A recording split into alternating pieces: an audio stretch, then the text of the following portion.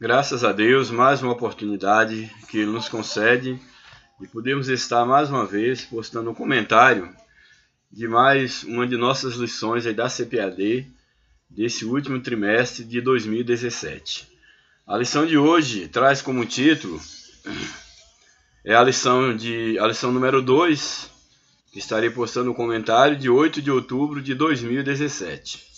O título da lição é A Salvação na Páscoa Judaica. Então esse será o título da lição que nós estaremos tratando, mostrando como Deus ele operou de maneira poderosa para livrar o seu povo Israel ali da escravidão egípcia, salvando-os daquela situação de sofrimento na qual eles se encontravam.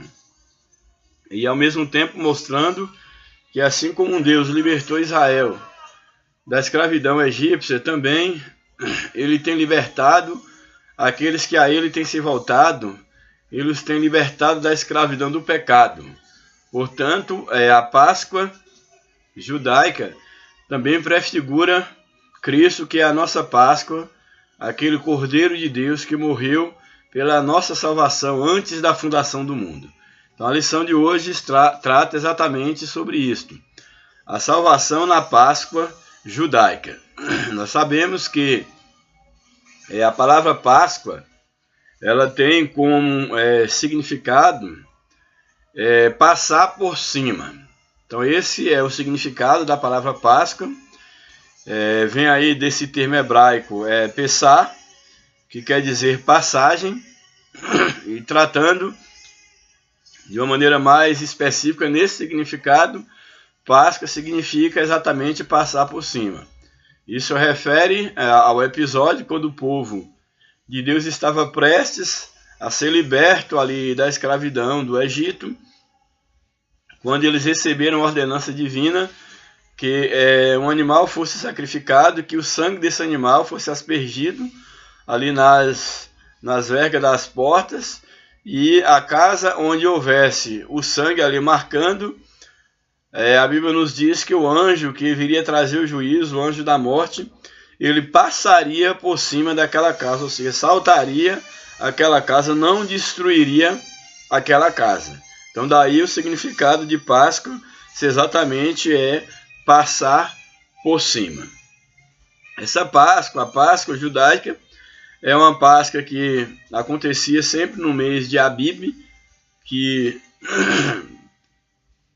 refere-se ao mês de março ou abril, seria esse mês de Abib, e nós vemos que a Páscoa é uma das festas mais significativas do povo judaico, uma vez que a Páscoa marcaria um novo tempo para a nação judaica, para o povo de Israel. Esse novo tempo é um tempo de libertação, um tempo onde o povo seria livre das mãos dos seus inimigos. Portanto, a necessidade do povo judeu nunca esquecer desse memorial que é a Páscoa, desse episódio acontecido na sua história. Daí o fato de Deus estabelecer a Páscoa como sendo uma data santificada, para que o povo jamais viesse a esquecer aquilo que Deus havia feito por ele. Então essa é a importância da Páscoa para a nação judaica. E da mesma forma, a nossa Páscoa é aquilo que nós comemoramos, a Santa Ceia, que vem substituir a Páscoa, que é o nosso memorial, no qual nós celebramos a morte e ressurreição de Cristo, que nos remete também à obra redentora de Cristo. Portanto, a importância para nós desse memorial, desse dia em que nós separamos para celebrar a nossa Páscoa, para celebrar aquilo que Cristo fez por nós. E a ceia do Senhor é exatamente esse memorial, já que a igreja ela não comemora a Páscoa da mesma forma como a nação judaica comemora. Nós de fato celebramos a ceia, porque foi essa a ordenança que Cristo nos deu, mas a Santa Ceia também, ou a Ceia do Senhor, ela nos remete exatamente ao sacrifício de Cristo, aquilo que Cristo fez por nós, a nossa libertação. E toda vez que nós participamos da ceia, participamos do vinho, que simboliza o sangue de Jesus, e do pão, que simboliza o seu corpo, nós estamos lembrando da morte de Jesus, da libertação, do preço que ele pagou pela nossa redenção, até que ele venha para buscar a sua igreja, para estar com ele eternamente. Também outra coisa interessante, nós falarmos sobre o significado da Páscoa. Vale a pena nós fazermos essa leitura.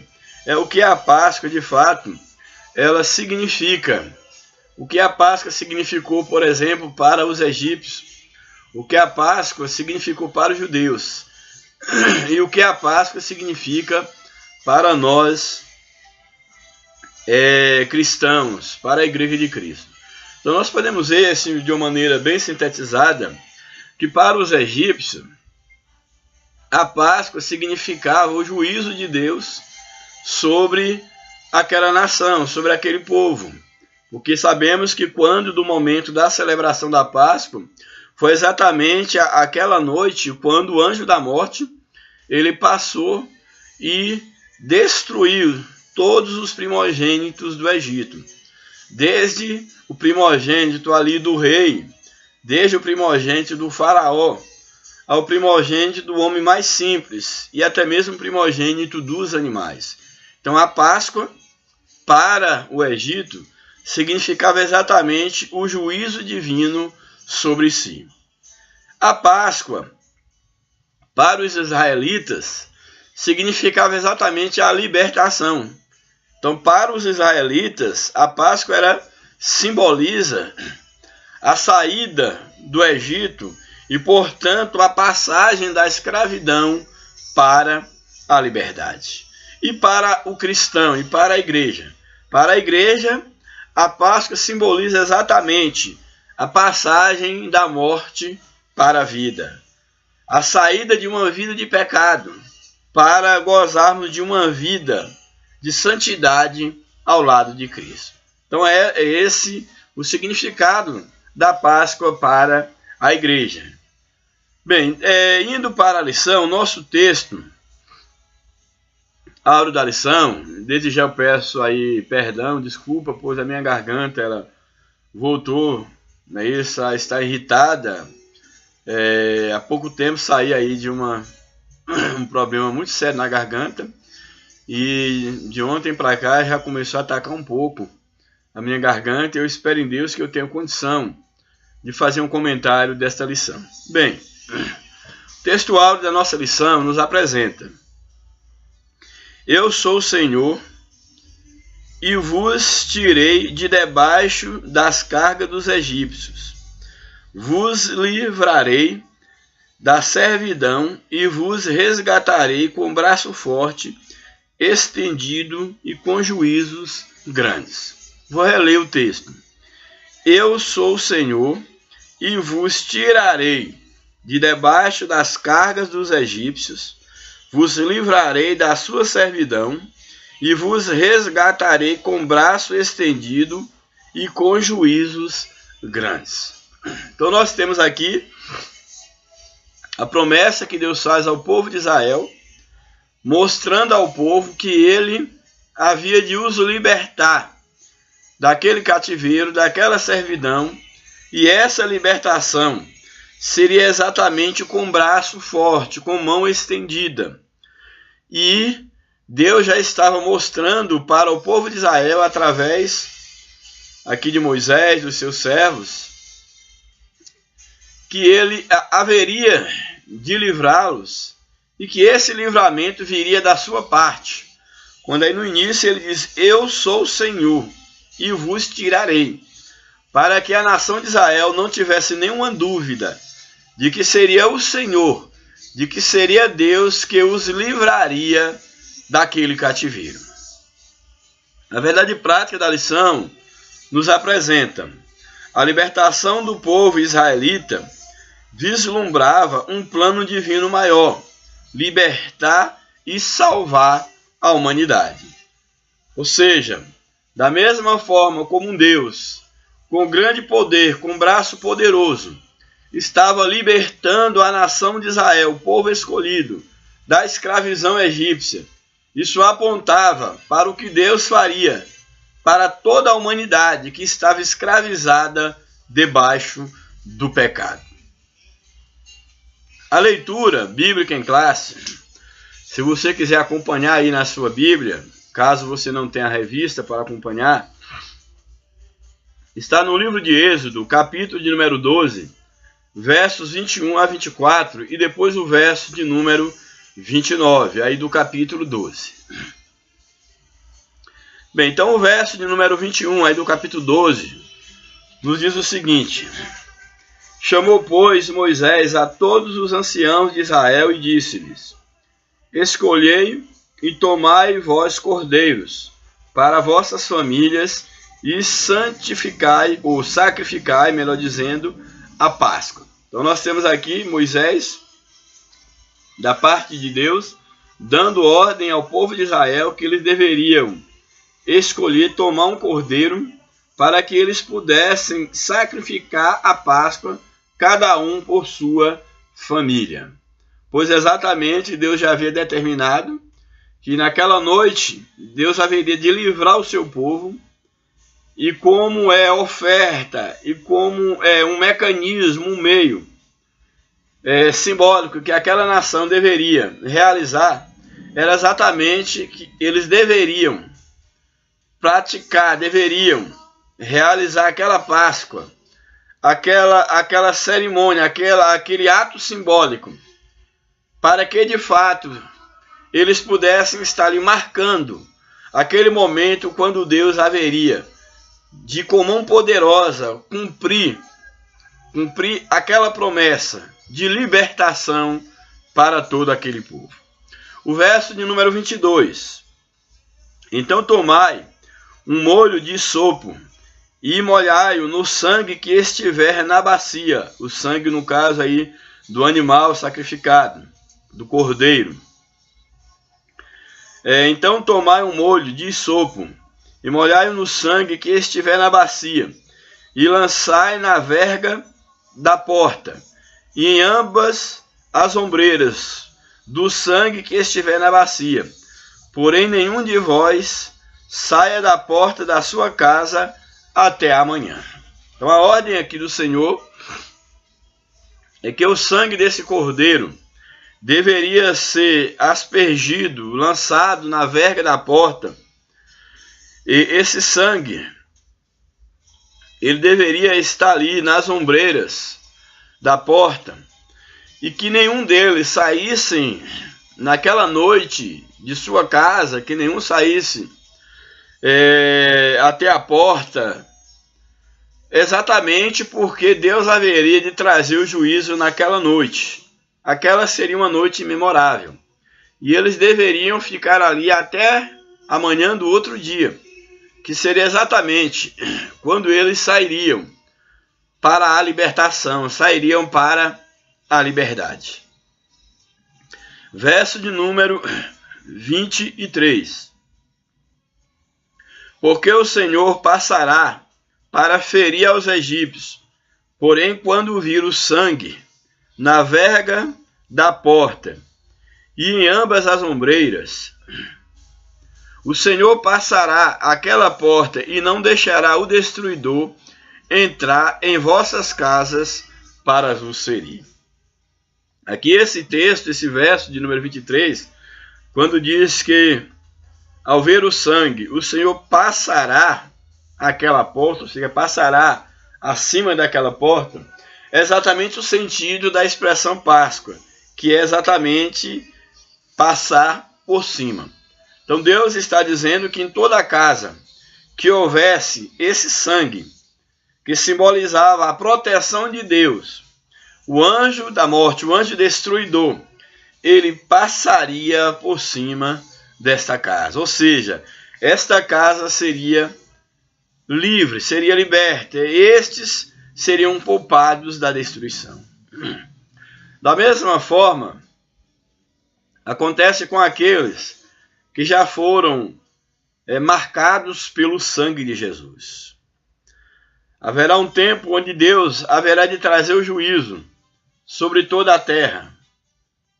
E aqueles que têm a marca do sangue de Cristo têm a promessa de que eles serão livres da ira futura, exatamente porque eles têm a proteção do sangue do Cordeiro. Verso de número 24. Portanto, guardai isto por estatuto para vós e para vossos filhos para sempre. Então, a ordem de Deus aqui é que os judeus, eles deveriam guardar esse estatuto, guardar essa cerimônia, que é a realização da Páscoa, como um estatuto perpétuo para todas as suas gerações, para que eles nunca viessem esquecer do Deus que havia os livrado e do próprio livramento que eles haviam experimentado da parte de Deus. Nós sabemos também que, da mesma forma, Jesus, ele ministra à sua igreja que a igreja deveria estar sempre celebrando a ceia, que é a nossa Páscoa, porque a ceia representa exatamente um símbolo dessa nova aliança, uma comemoração dessa nova aliança que nós obtemos em Cristo Jesus. Então, a cada momento que nós celebramos a ceia, nós estamos rememorando a morte do Senhor e aguardando a sua vinda, que em breve há de acontecer. Verso de número 29. E aconteceu à meia-noite, que o Senhor feriu todos os primogênitos da terra do Egito, desde o primogênito de Faraó, que se assentava ou sentava no seu trono, até o primogênito do cativo, que estava no cárcere, e todos os primogênitos dos animais.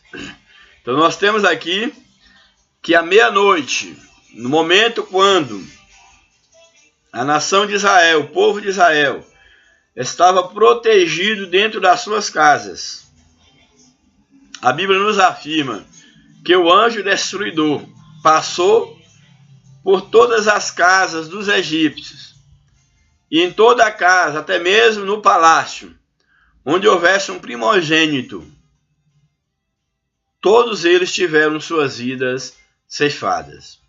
Exatamente porque não tinham a proteção de Deus. Bem, indo para o comentário da nossa lição, nós temos aí a introdução da nossa lição, nos apresenta. Na Páscoa, os israelitas relembram o modo milagroso pelo qual Deus operou a salvação do seu povo, livrando-o da opressão, do sofrimento, da angústia e da escravidão promovida pelos egípcios. Era a lembrança da fidelidade de Deus à sua promessa, do seu amor libertador e do cuidado sem igual em favor do seu povo. Então nós temos aqui que na Páscoa os israelitas comemoram exatamente, eles relembram esse grande milagre que Deus operou salvando-os da escravidão egípcia. Foi um milagre, era uma promessa, como nós vimos que Deus havia dado, e era exatamente a Páscoa, exatamente um meio do judeu lembrar da fidelidade de Deus no cumprimento dessa promessa. E aí a lição aqui nos apresenta na introdução que nesta lição estudaremos os aspectos chave e simbólicos da Páscoa e o novo significado que tão importante celebração assumiu com a morte e ressurreição de Jesus Cristo, o nosso Senhor.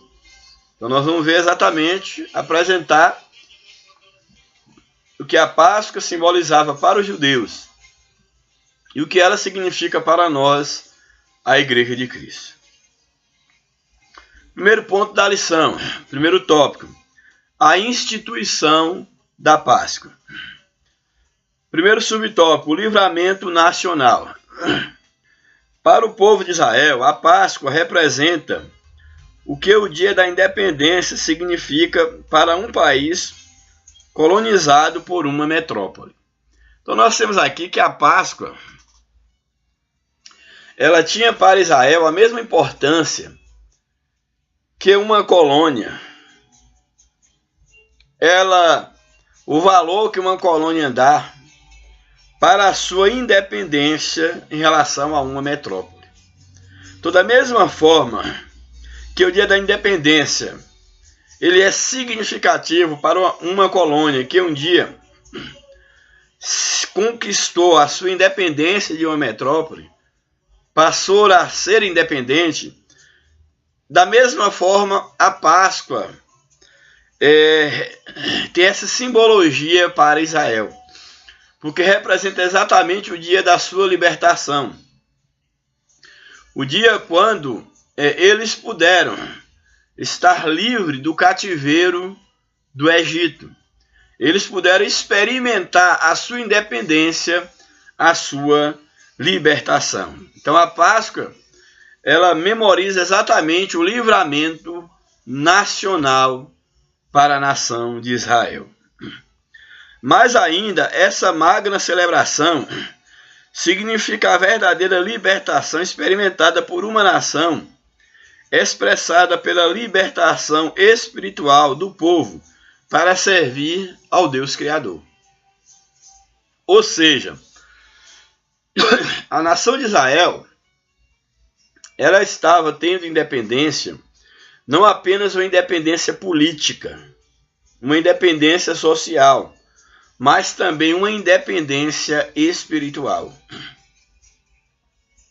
Porque uma vez que eles estavam escravizados numa nação pagã, onde os deuses, se via-se vários deuses, e não se viu Deus ao qual eles serviam, eles estavam privados dessa adoração.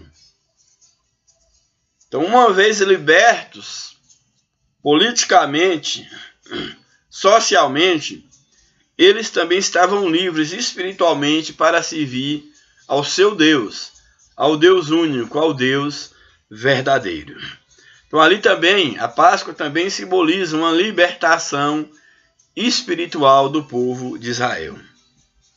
Historicamente, foi o último juízo sobre o Egito e a provisão do sacrifício pascal, que possibilitaram o livramento da escravidão e a peregrinação do povo judeu rumo à terra prometida. Então a Páscoa também simboliza, exatamente, remete a esse último juízo de Deus sobre o inimigo do seu povo, sobre o Egito. E também remete à provisão pascal, a provisão de Deus, que dava condição que livrava o homem, no caso os judeus, do cativeiro, e que também remete à sua peregrinação rumo à terra prometida. Segundo subtópico, a libertação da escravidão. Os israelitas habitaram por aproximadamente 430 anos no Egito. Na maior parte desse tempo, eles experimentaram a dominação, a escravidão e a humilhação. Então nós temos aqui que boa parte desse período, quando o povo passou ali no Egito, nós sabemos que no outro contexto o povo havia subido ali para o Egito, num contexto de fome, onde nós temos todo o episódio ali de José, que foi levantado por Deus para trazer um livramento para o mundo de então e para toda a sua família. Então, o povo de Israel, os pais de José, seus irmãos, passaram a habitar ali no Egito, mas lá no futuro, quando aquele rei, aquele governante que conhecia José, que era amigo no caso de José, da sua geração, ele veio a morrer, e também José. Levantaram-se outros reis que não conheciam ou não respeitavam mais a memória, os atos que haviam acontecido no passado. E o povo de Israel se torna exatamente um povo dominado, um povo escravizado. Então nós temos aí que esses 430 anos que Israel passou ali no Egito, boa parte dele, era exatamente, eles passaram ali dominados, escravizados e humilhados. Ser escravo no Antigo Oriente era estar sob a dependência política, econômica e social. Então havia ali uma dependência do povo de Israel, uma dependência no âmbito político, no âmbito econômico e no âmbito social. Essa total dependência de outra nação era como funcionava a escravidão dentro daquele contexto do Oriente, ali daquele contexto em que o povo estava escravizado. Então nós temos aqui que nesse contexto de servidão, nesse contexto aqui do Antigo Oriente, era que se encontrava a nação de Israel. A religião a ser professada pelo povo escravo era a da nação dominadora. Imagine, Israel que servia um único Deus. Eles eram obrigados a se dobrar a uma outra religião, o que um judeu não faz. E certamente o sofrimento era certo. Então a religião a ser professada pela nação dominada era exatamente a religião do dominador. Entretanto, no caso dos israelitas, o Deus Todo-Poderoso ouviu o gemido dos filhos de Israel, os quais os egípcios escravizavam, e lembrou-se da sua aliança. Então, apesar de que Israel se encontrava naquela situação, Deus ouvia e Deus via o gemido do seu povo. E chegou o momento de Deus cumprir as suas promessas, honrar com a aliança que ele havia feito bem antes, com Abraão, com o pai daquela nação, e com as promessas que Deus havia dado a essa nação. Então chegou o momento em que Deus haveria de cumprir essas promessas. Do sofrimento, da escravidão, o clamor do povo chegou a Deus, que lhe proveu o livramento. Como sempre, Deus tem um tempo determinado para trazer livramento para o seu povo. Sempre no decorrer da história, quando o povo de Deus, tanto o povo de Israel quanto a igreja, que ela passou por momentos difíceis, momentos que parecia que seria destruído ou destruída a igreja, Deus sempre, no seu tempo, trouxe um livramento para o seu povo. E não é diferente no momento em que nós estamos vivendo. A despeito das dificuldades, a despeito da maneira como a igreja tem sido bombardeada, inclusive dentro do aspecto até interno, por aqueles que infelizmente têm infiltrado dentro das igrejas, lideranças e muitos que se dizem cristãos, que têm tentado destruir a marcha da igreja, têm tentado destruir a identidade da igreja. Podemos ficar descansados em Deus, que Deus há de destruir aqueles que procuram destruir o seu povo. Seja o povo de Israel, como seja o Israel espiritual de Deus, a igreja. Deus haverá de, no seu tempo, destruir aqueles que tentam destruir o seu povo. Seja esses nações ou indivíduos, Deus haverá de trazer tudo a juízo. Terceiro subtópico, a nova celebração judaica. A Páscoa passou a ser a nova festa religiosa dos israelitas. Então, dentre as celebrações judaicas, A Páscoa é a nova celebração judaica e uma das mais importantes dentre as celebrações judaicas. Então a Páscoa passou a ser a nova festa religiosa dos israelitas, pois essa celebração foi instituída por Deus mediante o legislador Moisés e um novo ano religioso começou. Então, esse marco inicial da Páscoa, quando do momento exato da libertação do povo do Egito, esse memorial, essa festa, ela seria praticada, seria celebrada geração a geração, como exatamente a festa mais importante dentro do calendário das festas judaicas. Então nós temos aí que os israelitas, eles passavam 8 dias comendo pães sem fermento, que é o matzá, isto é, fatias de pães asmos. Tudo isso para trazer à memória a grande fuga do Egito, que fora tão rápida, a ponto de não haver tempo para deixar o pão caseiro crescer, pois esse pão deveria ser consumido antes de a massa levedar.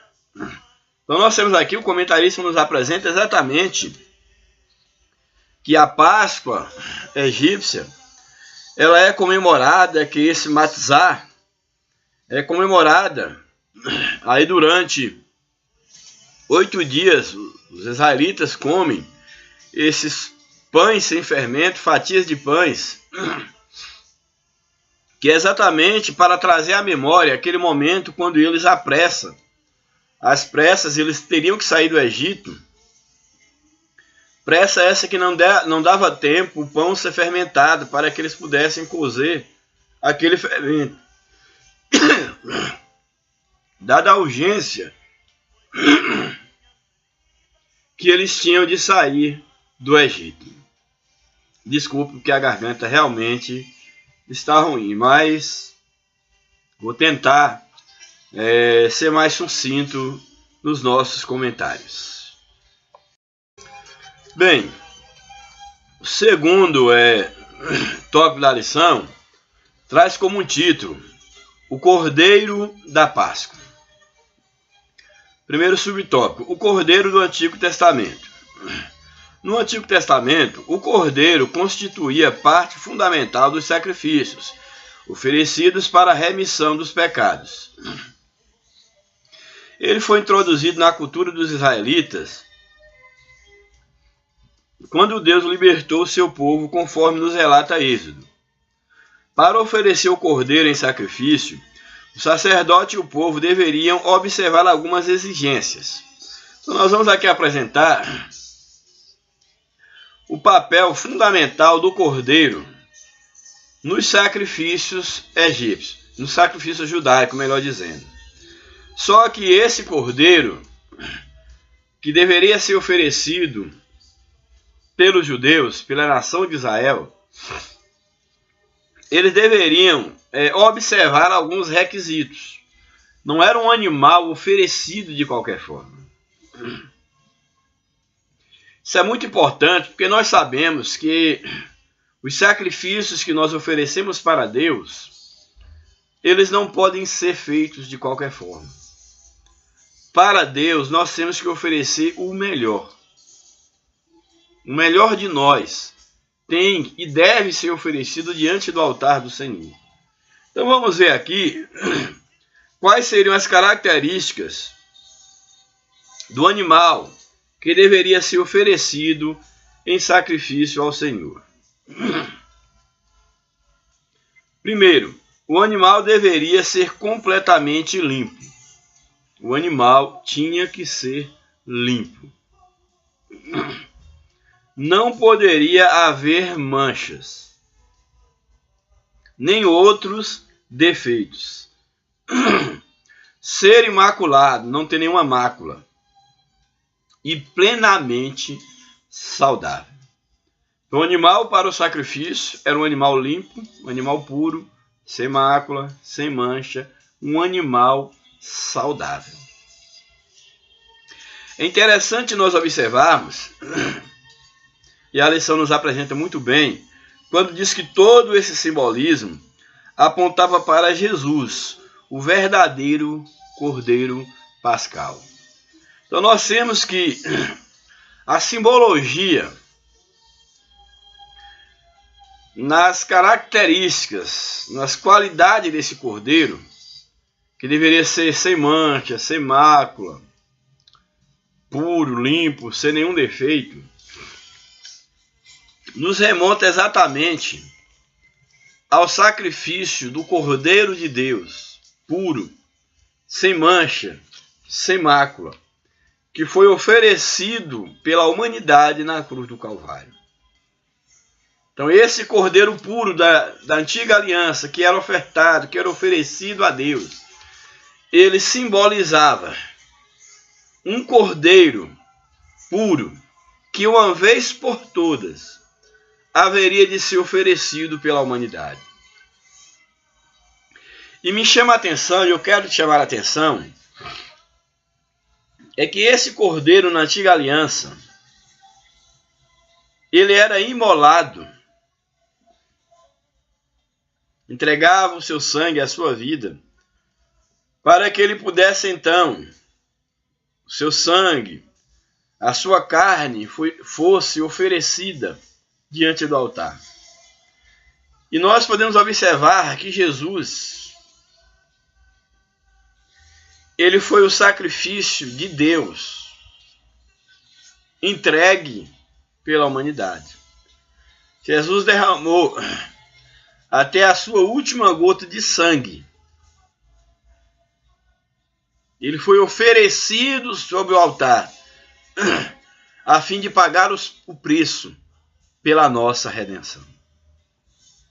Então Jesus era exatamente esse Cordeiro puro, sem mancha, sem mácula, sem defeito, que Deus ofereceu para a nossa libertação, pela libertação da humanidade. O subtópico 2 nos apresenta Jesus, o verdadeiro Cordeiro Pascal. A Páscoa cristã é o memorial de como Deus substituiu os sacrifícios temporários por um único e definitivo. Nesse aspecto, o Cordeiro do Antigo Testamento era a sombra do apresentado no Novo, morto desde a fundação do mundo. A Bíblia nos apresenta em Apocalipse 13, versículo 8, que Jesus é o Cordeiro de Deus morto desde a fundação do mundo. Por isso, ao comemorarmos a Páscoa, devemos atentar seriamente para o glorioso feito de Jesus na cruz. Cristo é o fundamento, a essência da Páscoa. Ele é a nossa Páscoa, ele é a nossa libertação. Se não atentarmos para ele, nossa Páscoa torna-se vazia de sentido. É interessante que enquanto aqueles que se dizem cristão ou a cristandade tenta invocar a Páscoa, comemorar aí com ovos de Páscoa, com símbolo, o coelho como símbolo, enquanto fazem isso, estão ignorando o verdadeiro sentido da Páscoa. O único elemento, o único fundamento da Páscoa para o cristão é exatamente Jesus Cristo. Ele é a nossa Páscoa. Ele é o Cordeiro de Deus que tira o pecado do mundo. Então, colocar outros elementos que não seja o que não remeta ao único elemento principal, que é Jesus, é deturpar o verdadeiro sentido da Páscoa. Sendo mais claro, não há nenhum outro elemento que substitua Cristo, porque Ele é a nossa Páscoa. Ele é a nossa libertação. Então, Cristo é o fundamento, a essência da Páscoa. Se não atentarmos para Ele, nossa Páscoa torna-se vazia de sentido. Além disso, somos chamados a celebrar o verdadeiro Cordeiro com alegria e gratidão, pois por intermédio dele a nossa culpa foi anulada definitivamente. Deus nos purificou e nos fez dignos de assentar nos lugares celestiais em Cristo Jesus. Agora, uma vez em Cristo, somos santificados, justificados e perdoados. Glória a Deus para sempre. Então nós temos aí, nesse segundo subtópico, que Jesus é o verdadeiro Cordeiro Pascal. Ele é a nossa Páscoa.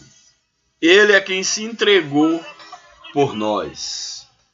Quero que você abra a sua Bíblia aí no livro de Isaías.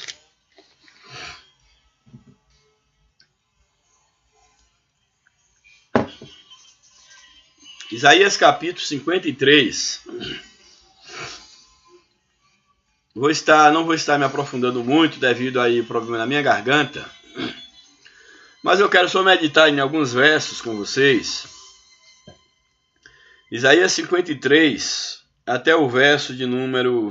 Isaías capítulo 53, o verso 2, até o verso 7, que vai mostrar exatamente esse Cordeiro de Deus que foi entregue pelos nossos pecados. Verso 2 de Isaías 53.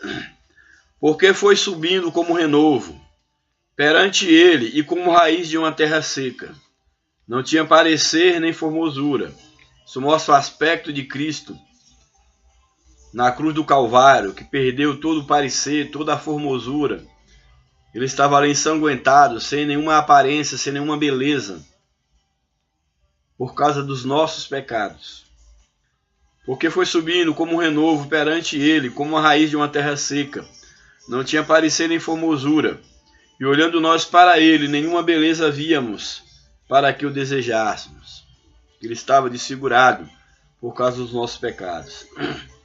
Era desprezado, o mais indigno entre os homens, homem de dores, experimentado nos trabalhos, e como um de quem os homens escondiam o rosto, era desprezado, e não fizemos dele caso algum.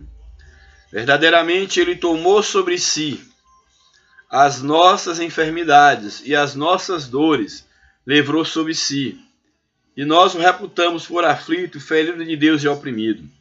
Mas ele foi ferido pelas nossas transgressões e moído pelas nossas iniquidades. O castigo que nos traz a paz estava sobre ele, e pelas suas pisaduras fomos sarados. Verso de número 6. Todos nós andávamos desgarrados como ovelhas, cada um se desviava pelo seu caminho, mas o Senhor fez cair sobre ele a iniquidade de todos nós. Verso 7. Ele foi oprimido, mas não abriu a sua boca. Como um cordeiro. Lembra que nós falamos lá do cordeiro, que foi imolado lá na Páscoa, e que simbolizava esse cordeiro sem mancha, sem mácula, que simbolizava Jesus. Aqui Isaías ele está profetizando sobre esse cordeiro, esse renovo que foi levado até o matadouro e que não abriu a sua boca. Esse cordeiro que é Jesus Cristo. E aí o verso 7 nos apresenta: ele foi oprimido, mas não abriu a boca. Como um cordeiro foi levado ao matadouro, e como a ovelha muda perante os seus tosqueadores, ele não abriu a boca. Então Jesus ele foi até o fim. Ele se entregou como um cordeiro mudo diante dos seus opressores. Ele fez tudo isso para que você não fôssemos sacrificados diante do juízo e da ira divina. Então é necessário que nós valorizemos o sacrifício de Cristo, porque ele foi esse cordeiro pascal. Ele foi esse cordeiro enviado por Deus para não apenas cobrir o nosso pecado, mas para pagar o preço pela nossa redenção. Louvado seja o seu nome para sempre. Aí o último tópico da lição, o tópico de número 3, nos apresenta o sangue do cordeiro. Primeiro subtópico, o significado do sangue. A primeira abordagem da Bíblia acerca do sacrifício está no livro de Gênesis. Nós temos lá em Gênesis, quando Deus ele mata um animal e faz vestes para cobrir ali a nudez do primeiro casal de Adão e Eva. A Bíblia nos deixa bem claro, ali no capítulo 3 de Gênesis e o verso de número 21, quando nos afirma sobre essa atitude de Deus, imolando um animal para poder fazer vestes que cobrissem a nudez do homem que havia pecado contra ele. Gênesis 3, verso 21. E fez o Senhor Deus a Adão e a sua mulher túnicas de peles e os vestiu. Pele de que? De um animal, simbolizando exatamente o que também Cristo, através da sua morte, ele haveria de nos vestir, já que espiritualmente nós somos despidos por causa do pecado. Ainda aí no capítulo 7 de Gênesis, capítulo 7 do livro de Gênesis, ou melhor, capítulo 4, verso 1 ao 7, capítulo 4 de Gênesis, verso 1 ao 7, vai nos apresentar exatamente sobre, como a lição coloca aqui, acerca dos primeiros sacrifícios na Bíblia. Esse texto nos apresenta o momento quando os filhos do primeiro casal, de Adão e Eva, eles apresentaram sacrifício ao Senhor.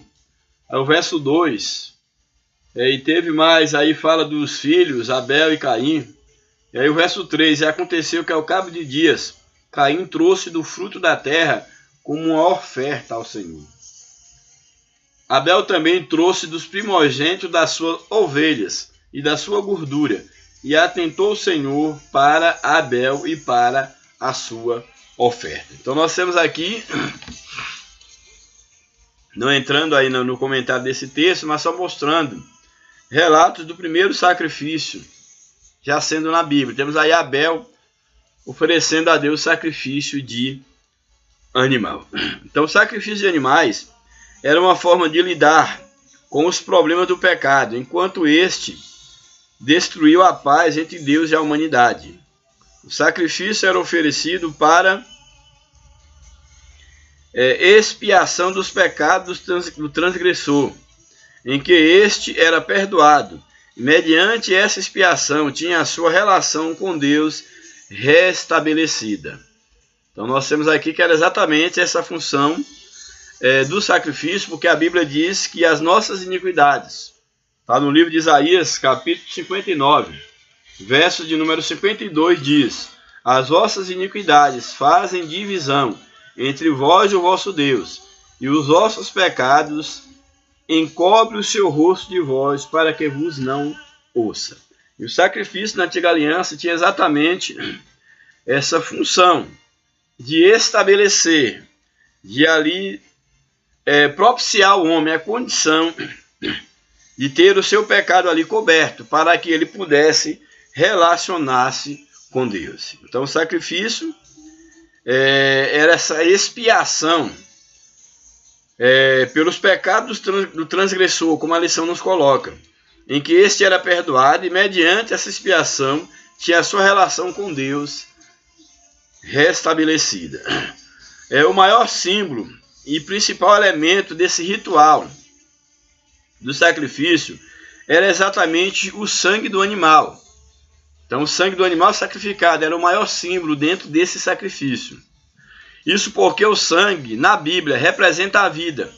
E a vida do animal derramada no sacrifício era o que restabelecia a paz entre Deus e o ser humano. Então, naquele momento, quando o animal ele era sacrificado, ele entregava ali o seu sangue, que é o símbolo da vida ali na Bíblia. Ali simbolizava que o animal estava entregando a sua vida, o seu sangue, pelo pecador. O que Jesus faria no futuro, entregando o seu sangue, entregando a sua vida pelas nossas vidas. Aí o subtópico 2 desse último tópico, o sangue do Cordeiro Pascal.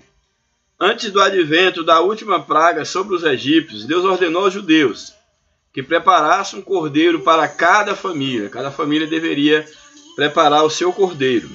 A orientação era a seguinte: após matarem o cordeiro, os israelitas deveriam passar o sangue da vítima nas ombreiras e no umbral da porta de suas casas. Isso serviria de sinal para que, quando o Senhor passasse e ferisse os primogênitos do Egito, conservasse a vida dos israelitas intacta.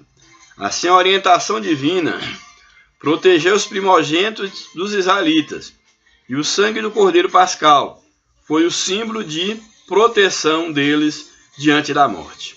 Nesse sentido, o sangue de Jesus Cristo, o verdadeiro Cordeiro de Deus, nos protege da morte eterna e da maldição original do pecado.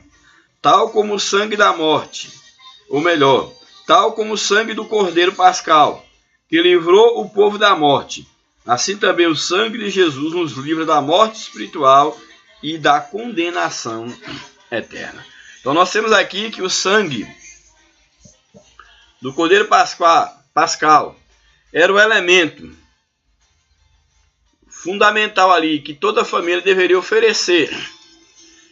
Esse cordeiro por família, o sangue se aspergido ali nos umbrais das portas, para que o anjo passasse por cima dele e os livrasse. Da mesma forma, o sangue de Cristo foi aspergido na cruz do Calvário. E todos aqueles que aproximam de Cristo têm esse sangue aspergido na porta da sua alma, na sua vida, para que esse possa então receber a libertação dos seus pecados. O último subtópico nos apresenta o sangue da nova aliança. Em o Novo Testamento, ao celebrar a Páscoa na última ceia, Jesus afirmou que o seu sangue era o símbolo da nova aliança. Então, Cristo é seu sangue, derramado na cruz do Calvário, é a nova aliança firmada entre o homem e Deus. Uma aliança eterna, uma aliança perfeita. Era o real Cordeiro, bem como o verdadeiro sacerdote, sendo o sacrifício e o oficiante ao mesmo tempo. Então Jesus, ele é o próprio sacerdote e a própria vítima, o próprio sacrifício que ele mesmo se ofereceu no altar de Deus para a remissão dos nossos pecados.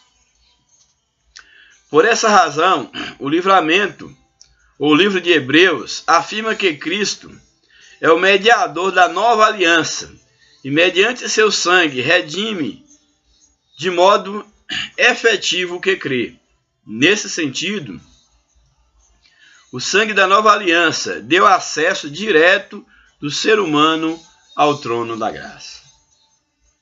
Então, através do sangue de Cristo, nós temos agora liberdade de entrar diante da presença de Deus. É através do sacrifício de Cristo e do seu sangue derramado que nós temos a esperança de um dia gozarmos a vida eterna ao lado de Cristo. Então Deus, em Cristo, deu ao homem esse privilégio de acesso ao trono da graça. Glórias a Deus por tudo. Então nós podemos ver que nesse sentido o sangue da nova aliança, o sangue de Jesus, deu esse acesso direto do ser humano ao trono da graça e a autoridade exclusiva a Jesus como o único e verdadeiro mediador entre Deus e os homens. Então só Cristo, ele pode mediar a nossa salvação. Ele é a nossa salvação. Ele é o único que pode trazer o homem novamente para Deus. Desse modo, Cristo fez da igreja, aqueles que são salvos, eles são feitos um povo de verdadeiros sacerdotes, com autoridade e legitimidade para partilhar da intimidade com Deus, para interceder uns pelos outros e anunciar as boas novas dessa nova aliança. Então nós, enquanto igreja, nós somos chamados para desfrutar dessa nova aliança com Deus, ao tempo que, como sacerdotes, e exercendo o sacerdócio que nos foi entregue, nós possamos levar outros, interceder, ser a ponte, para que outros também possam obter essa gloriosa salvação que nós alcançamos através da morte do Cordeiro de Deus, Jesus Cristo, o nosso amado Senhor. Bem, a conclusão da nossa lição nos apresenta: a Páscoa para os judeus é a memória da ação salvadora de Deus. Para nós, os cristãos, é a recordação da ação redentora de Jesus Cristo em favor da humanidade. Cristo é a nossa verdadeira Páscoa, o Cordeiro único e o sumo sacerdote por excelência. Se o sacrifício foi definitivo e completo. Por isso, ao lermos sobre a Páscoa, devemos celebrar a nova aliança manifesta em Cristo Jesus.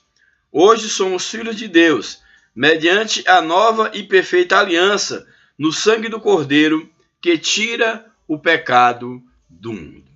Então nós temos aqui a nossa conclusão, quando nos apresenta exatamente que, assim como a Páscoa representa para os judeus essa salvação obtida por Deus, ela também aponta para nós, enquanto cristãos, a redenção que Cristo trouxe para a humanidade. Então Cristo, ele é a nossa verdadeira Páscoa. Ele é o nosso verdadeiro libertador. Não há outra libertação, não há outro meio de libertação, a não ser por meio de Jesus Cristo. E o sacrifício de Cristo, ele é definitivo, ele é completo. Qualquer coisa, seja religião, seja algum dogma, seja algum ritual que seja feito para tentar substituir, para tentar aproximar o homem de Deus, substituindo o único, exclusivo e definitivo sacrifício que foi feito uma vez por todas, que foi o sacrifício de Cristo na cruz do Calvário. Qualquer outro meio, qualquer outro ritual, quaisquer outros elementos que forem impostos para substituir o sacrifício de Cristo devem ser tidos como rejeitados, devem ser tidos como malignos, devem ser rejeitados, uma vez que Cristo, ele é o único meio, ele é o único sacrifício de Deus, que o próprio Deus executou. Deus executou o seu Filho para que nós não fôssemos executados. Tentar substituir o sacrifício de Cristo por qualquer ordenância, por qualquer princípio religioso, é pisar no sacrifício de Cristo. É desonrar a obra única e exclusiva de Cristo na cruz do Calvário. Fugir do pecado, ofertar, dizimar, ter uma vida santa, afastar do pecado de um modo geral, nada disso deve ser feito com a intenção de comprar a graça de Deus. Essas atitudes são louváveis e devem ser feitas sim, mas como uma consequência de uma salvação que nós já obtemos por causa do único e exclusivo sacrifício feito pelo Cordeiro de Deus que tira o pecado do mundo. Então eu e você, nós, e todos aqueles que têm em certa medida a oportunidade e a responsabilidade de falar de Cristo a outras pessoas, que nós possamos ter consciência que nenhum outro fundamento deve ser posto a não ser Cristo Jesus. Então que Deus nos abençoe, que o Espírito de Deus ele continue falando mais profundamente ao teu coração, que eu e você, que nós nunca venhamos a esquecer que Cristo é a nossa Páscoa, Ele é o nosso libertador, Ele é a nossa salvação. Encerro por aqui. Peço mais uma vez, ore por mim, para que Deus Ele restitua a minha garganta, que eu possa ter uma condição de poder explanar de uma forma mais detida as temáticas que temos nessa lição. Estamos só iniciando a lição, mas eu agradeço a Deus pela sua atenção. Que Deus abençoe a sua vida, a vida da sua família. Que você tenha uma noite, que você tenha uma vida diante da presença de Deus. Que a bênção de Deus esteja sobre a sua vida, sobre a vida da sua família. É o desejo da minha alma, o desejo do meu coração. E que você possa ir bem em todos os aspectos da sua vida. Então que Deus nos abençoe. Continue orando por nós, continue divulgando o nosso trabalho, continue levando outros a acessar os nossos vídeos. E que você seja um multiplicador e um abençoador em nome de Jesus. Que Deus os abençoe. Um forte abraço em nome de Jesus.